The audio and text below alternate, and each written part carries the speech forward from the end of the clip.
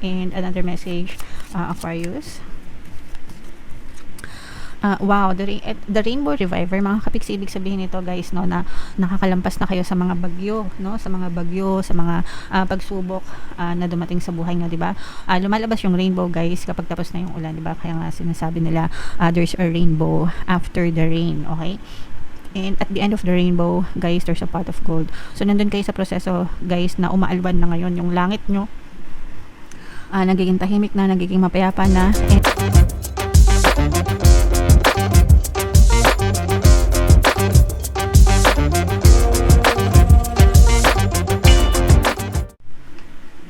hello guys, hello Aquarius, welcome back to Pinoy Pixie Tarot. Ang pamagat ng episode natin for tonight is messages from the universe para ngayong July to August para sa Aquarius, Sun, Moon, Rising Sign, and Venus. Unahin natin tong deck na to mga kapiksi ko. Ano lang yung makaresonate sa inyo guys, take that message kasi hindi lahat ng mensahe ay magre-resonate sa inyo mga kapiksi. So, yung first message natin for you, meron tayong intimacy energy dito. This is para doon sa mga couples na nagsasama or mag-asawa, mga kapiksi. Ibig sabihin, mainit ang inyong pagmamahalan. Pwede natin sabihin na very harmonious yung relationship nyo sa isa't isa mga kapiksi. Pwede rin na for some of you maaring nagle-level up, no, yung inyong relasyon, yung inyong pagsasama. And sabi ko nga, no, mainit, nag-aalab yung inyong relationship. For some of you guys, pwedeng bumabalik din, no, yung spark between the two of you kasi diba merong ibang couples na habang tumatagal parang medyo nagkakalamigan, ganyan, nawawala yung intimacy. But with this energy, pwedeng bumabalik ulit, no, yung spark, yung init sa isa't isa, nag-aalab ulit ang inyong relasyon, mga kapiksi.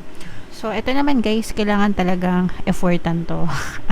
Para sa mga legit, no? Kung hindi kayo legit, wag kayong umeffort guys. Pero sa mga legit, mga kapiksi, this is a gift for you, especially sa mga mag-asawa, mga kapiksi. So, okay lang yan. And importante ito para magkaroon talaga kayo ng bonding ng iyong person, mga kapiksi. Okay? Alright. Now, yung next na message for you, Aquarius, ito naman, this is a message of maturity for some of you. Habang, syempre, habang tayo nagkakaedad, habang tayo ay tumatanda, mga kapiksi, natututo tayo ng mga leksyon based dun sa mga experiences natin or sa mga karanasan natin sa ating buhay, guys, no? So, i-take down nyo yung mga experiences na yun or yung mga lessons na yun, mga kapiksi, kasi dun kayo matututo, no? Kumbaga, learning and development na yan, guys. Yan yung mga pamamaraan ni universe para maturuan tayo dun sa mga leksyon sa buhay, mga kapiksi, and magsisilbing nawa ay magsilbing gabay yan, no, sa ating buhay para hindi na tayo maligaw ulit ng landas and para hindi na rin tayo mahirapan in the future, mga kapiksi. At saka along with maturity, mas nagiging stronger din tayo guys, no, habang tumatanda tayo, mas nagiging malakas tayo, hindi na iyakin, hindi na, alam niyo yun, alam niyo ba ibig sabihin, hindi na pabebe, ganyan. So yeah. And another message para sa inyo, Aquarius, ito, the gardener, guys. Kayo yung hardinero, no? Ikaw yung hardinero ng hardin mo. So, kung ano yung itinatanim mo, yun yung aanihin mo. Kung ano yung itinatanim mo sa hardin mo, yun yung aanihin mo sa buhay. So, in life, mga kapiksi, imagine niyo na yung garden natin is yung subconscious mind natin, okay? Hindi pala imagine, that's the truth, guys. Yung hardin natin, sa buhay natin, yun yung subconscious mind natin. Kung ano yung tinatanim natin sa utak natin, mga kapiksi, yun din yung mapupush out sa ating physical reality, yun yung aanihin natin na sitwasyon sa buhay natin. So, kung ikaw yung hardinero, anong gusto mong itanim sa hardin mo? Yung mga bulok ba na pananim o yung mga magagandang pananim na siguradong magbubunga ng maganda, 'di ba? So, anong sagot mo? 'Di ba? So, syempre, kung ikaw yung hardinero, yung mga magaganda na yung itatanim mo. So, make sure guys na magtanim kayo ng mga positive thoughts palagi sa isip nyo, everyday, daily, guys, gawin yung habit, mga kapiksi, no? Para para matabunan yung mga negative na naitanim nyo na mga dati, ganyan, and para yun din yung anihin nyo sa buhay nyo, yung mga positibong pananaw, yung mga positibong bagay, okay? Whatever you believe to be true, kung ano yung totoo na tinatanim mo sa subconscious mind mo, yung mga pinaniniwalaan mong totoo, yun din yung mapipitas mong ani sa buhay mo, kapiksi, okay? So always be careful guys kung anong tinatanim nyo sa isip nyo, kasi yan talaga yung aanihin nyo. Ikaw ang hardinero, ikaw yung may say, kapiksi, ikaw lang yan, kasi utak mo yan, isip mo yan. So walang ibang accountable dyan, walang ibang responsible kundi ikaw, okay? And wow, so this is more on sa love energy naman, mga kapiksi. We have compatibility, meron tayong intimacy at saka compatibility, so maganda talaga yung love energy for some of you guys, no? Kaya nag-i-spark, kaya nag-iinit yung relationship nyo, kasi very much compatible din kayo. Ibig sabihin nagkakasundo kayo, pwedeng less yung away nyo, hindi masyado nag-aaway, ganyan. Kung nag-aaway naman kayo guys, maaring nagkakasundo agad kayo, kasi mabilis kayong magkaintindihan ng person mo, alright? Okay. So, what else guys? Tingnan pa natin. And worthiness, this is about your self-worth, mga kapiksi, kung ano yung konsepto mo sa sarili mo, kung ano yung tingin mo sa sarili mo, kung ano yung perception mo sa sarili mo, kung ano yung pinapaniwalaan mo sa sarili mo. So, always remember na alagaan nyo yung self-concept nyo, mga kapiksi. Importante yan, kasi kung ano yung tingin mo sa sarili mo, kung ano yung trato mo sa sarili mo, kung ano yung pinapaniwalaan mo sa sarili mo, yun din yung papaniwalaan ng ibang tao about you. Okay? So, kung nire-respeto mo yung sarili mo, ginagalang mo yung sarili mo, if you think you deserve love and respect and happiness, people will also treat you the same. Irerespeto ka rin nila, mamahalin ka rin nila kung paano mo minamahal yung sarili mo, kapiksi.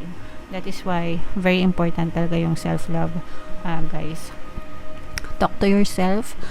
Pinaka gusto kong technique pagdating sa self-love or self-concept is yung mirror technique, mga kapiksi. So, kausapin nyo, harap kayo sa salamin, kausapin nyo yung sarili nyo, and sabihin mo yung mga magagandang bagay about yourself, kapiksi. Alright? Okay. And another message, Aquarius.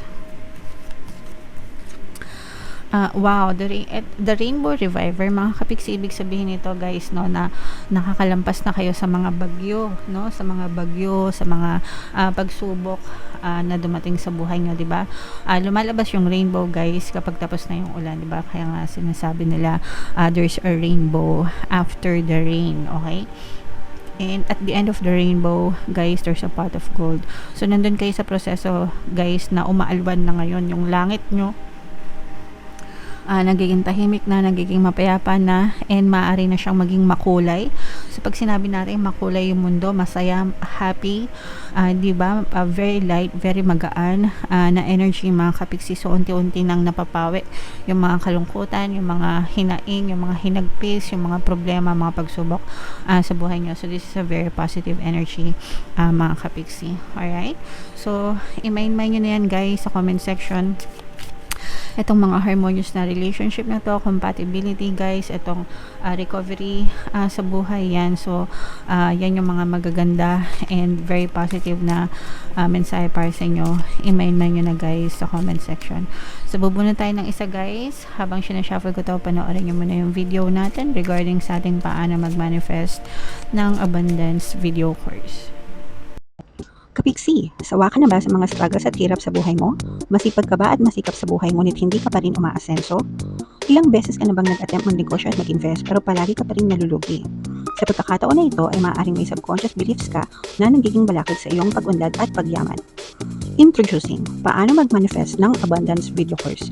Dito ay matututunan mong ma-overcome ang mga balakid mo para tuluyan ka ng umunlad, umasenso, sumagana, maging matagumpay, successful at maswerte sa iyong kabuhayan, pera, trabaho, negosyo sa lapi at kaperahan ng bonggang-bongga.